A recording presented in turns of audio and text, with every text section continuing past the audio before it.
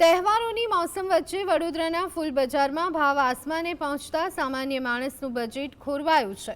વરસાદ ખેંચાતા કરજણ સહિતના વિસ્તારોમાં ફૂલોની આવક ઘટી છે, જેના કારણે ભાવમાં 2 થી 4 ગણો વધારો નોંધાયો છે।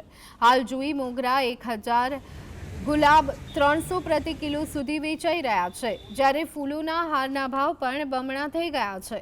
તો મોંઘવારીના કારણે વેચાણમાં 40% ઘટાડો થતાં ફૂલ બજાર સાથે સંકળાયેલા આશરે 5000 પરિવારોની કમાણી પર માઠી અસર પડી છે।